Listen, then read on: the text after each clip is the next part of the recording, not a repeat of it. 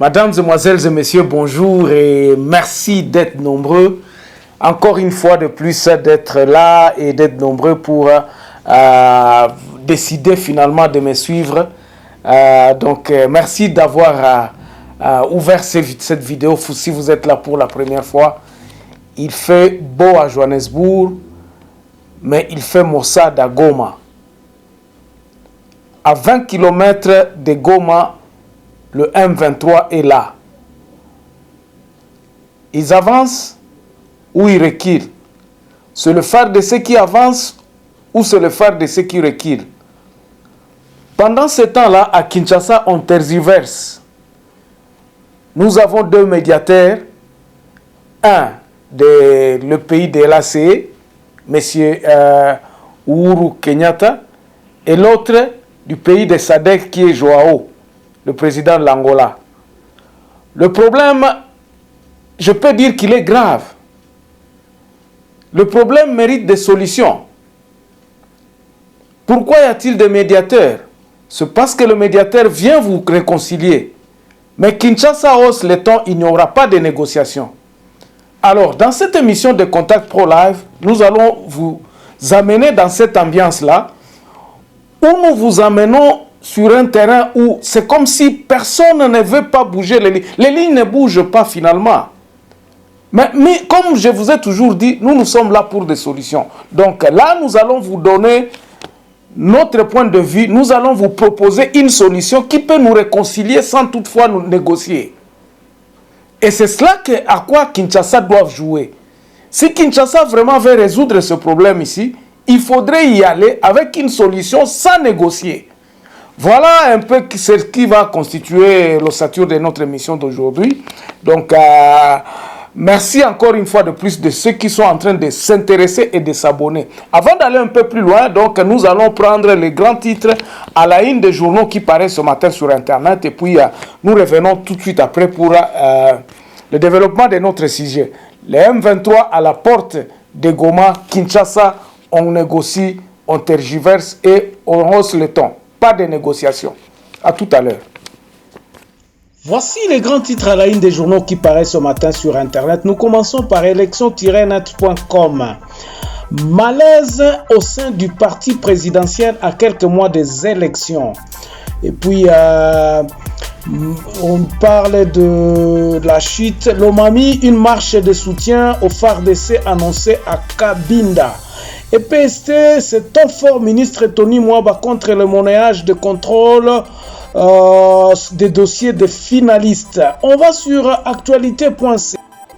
Procès Kabound. Après le refus par la Cour de cassation de surseoir à son exception institutionnalité, la partie prévenue saisit la Cour constitutionnelle. RDC, près de 110 128 personnes vivent encore dans près de 139 villages occupés par le M23.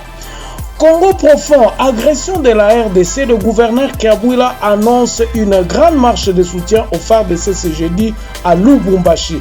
Réponse d'Ecobank, RDC essaie face aux allégations infondées parues dans la presse en ligne de Kinshasa et relayées par plusieurs médias sociaux. On va sur 7 sur 7. Agression rwandaise, Adel Kainda et ses chrétiens exigent la levée des mesures portant notification de l'achat des armes. Et puis, toujours, Lutundula révèle que la demande faite par la RDC sur le lever des obligations de déclarer la vente d'une catégorie d'armes est sous examen à l'ONU. On termine par Radio Okapi. Kinshasa SID dénonce des violations sur ses membres venus l'accueillir Martin Fayoulou à l'aéroport. Modeste Moutinga appelle à la mobilisation des ressources pour répondre aux urgences humanitaires dues au conflit. Merci, on se revoit prochainement dans un nouveau numéro. Au revoir. Voilà, mesdames, mesdemoiselles et messieurs, donc c'est ça l'ambiance à Kinshasa. Uhuru est là, il consulte pratiquement les acteurs qui devront en principe aller à Nairobi, pour les négociations avec les groupes armés. On parle des groupes armés, donc les négociations de Nairobi, comme vous connaissez, c'était bien avec une négociation ou bien une parlotte avec les groupes armés qui opèrent en République démocratique du Congo. On parle des groupes étrangers, on parle des groupes internes, on diversifie. Finalement, on ne connaît pas exactement qui sont ces groupes armés et on ne sait pas les identifier. Même je crois que l'ONU, la MONUSCO avait identifié tous ces groupes armés. On parlait de 150 groupes armés qui opéraient à l'est de la République démocratique du Congo, dont le M23 était déjà vaincu en 2013. Mais quand le M23 revient, ça prend pratiquement la grandeur de tous les groupes armés qui se trouvent donc, dans la région de l'Est et l'Ituri. Donc, ces groupes armés-là, faudrait-il qu'on appelle tous les groupes armés qui opèrent en République démocratique du Congo pour aller reprendre les négociations à Nairobi? De quoi allons-nous parler à Nairobi? De quoi allons... Qu'est-ce que nous n'avons pas encore parlé? Mais les groupes armés en interne, par exemple, lorsque vous prenez la situation de 2014 jusqu'à peut-être 2022, il y a eu des solutions, il y a eu des propositions, il y a eu des talks, comme on dit, il y a eu des rapprochements de ces gens-là, mais nous avions vu que ce n'était qu'une alibi, ce n'était que éphémère ou bien un blind eye, comme on dit. Donc on a fermé les yeux à résoudre les problèmes des groupes armés par la MONUSCO. La MONUSCO, pendant longtemps, a décrié cette histoire en disant que si vous voulez terminer ces histoires de massacre à l'est de la République démocratique du Congo, voici ce qu'il faut faire, voici ce qu'il faut.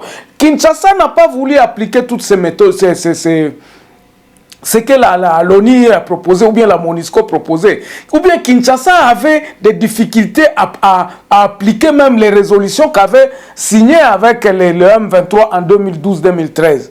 C'est ça que nous nous posons comme question. Donc nous sommes toujours en train de tergiverser sur les solutions à appliquer afin de terminer cette guerre. Cette guerre, c'est une guerre économique, ou bien cette guerre, c'est une guerre interne d'identité, ou bien une guerre interne pour la bonne gouvernance en République démocratique du Congo, la justice en République démocratique du Congo, l'identité même congolaise. Est-ce que c'est une guerre comme ça? Parce que lorsque nous regardons de près, on se pose la question, qui sont derrière les groupes armés? D'abord, à part le M23, parce que le M23, nous savons que non, le M23 sont supportés par le Rwanda, selon le gouvernement de Kinshasa. Alors, qui sont supportés, les autres groupes armés, les Codeco et tout ça, ce sont donc des terroristes ou bien ce sont des groupes armés? Pourquoi est-ce qu'il y a une différence qu'on appelle les terroristes et puis des groupes armés? Y a-t-il une différence? On appelle aujourd'hui les M23 comme des terroristes, tout ça. Est-ce qu'elles sont différentes des Codeco ou bien des ADF ou bien je sais pas, tous ces autres noms-là, les Kamwena Sampo, tout ça qui ont pris les armes, ceux qui sont à Kamituga, ceux qui sont dans les Bourega, ceux qui sont dans les Ngumino et autres, sont-ils différents? Mais on a dit que le M23, ce sont les terroristes et qu'on ne négocie plus avec les terroristes. Alors, on se pose la question, qu'est-ce qui se passe avec notre gouvernement? Où est le problème avec le gouvernement? Maintenant, aujourd'hui, le M23 a comme mission peut-être de prendre la ville de Goma.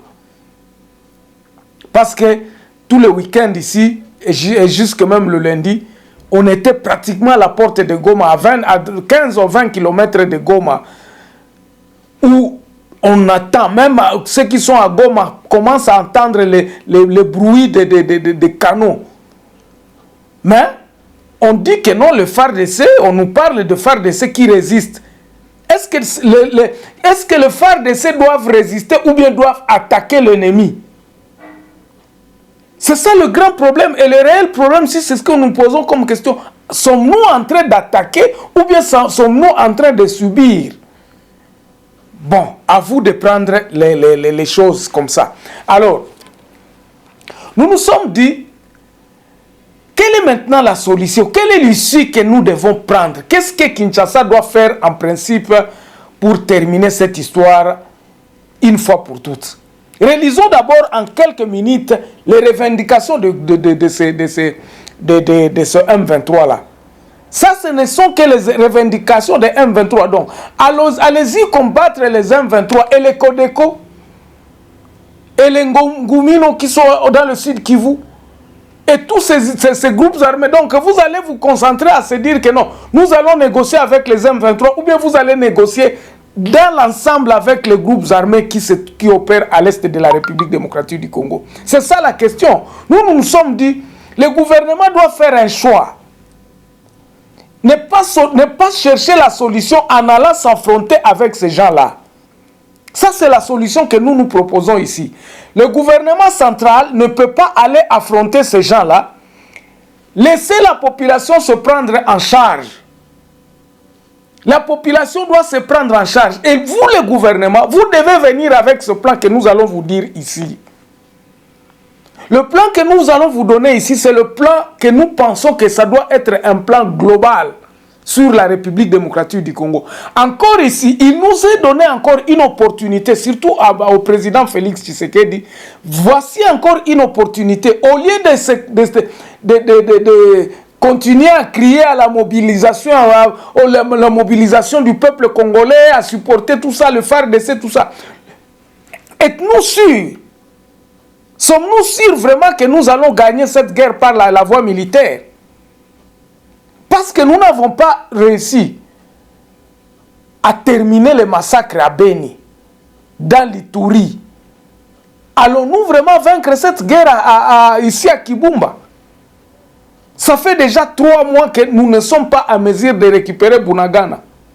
Et c'est ça qui fait même à ce qu'on tergiverse à Kinshasa. On ne sait pas s'il faut aller dialoguer, on ne sait pas s'il faut, négocier avec les partenaires ou bien il faut... Donc Kinshasa est hésitant et vous l'avez ressenti dans le discours du président de la République.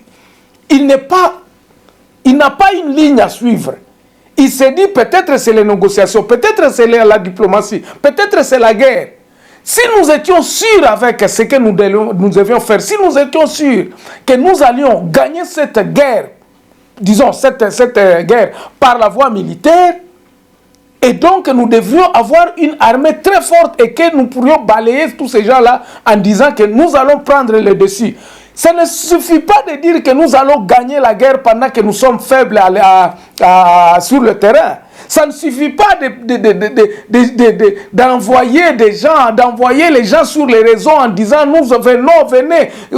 Est-ce que le problème de FARDC a été résolu pour que nous puissions avoir une certaine enrôlement massif dans l'armée? Qu'est-ce que nous allons donner? Comment est-ce que nous allons organiser ces gens-là qui viennent s'enrôler massivement dans l'armée? Est-ce que nous avons un problème d'effectifs dans l'armée? Là, nous sommes dans l'angle où je vous parle en disant que non.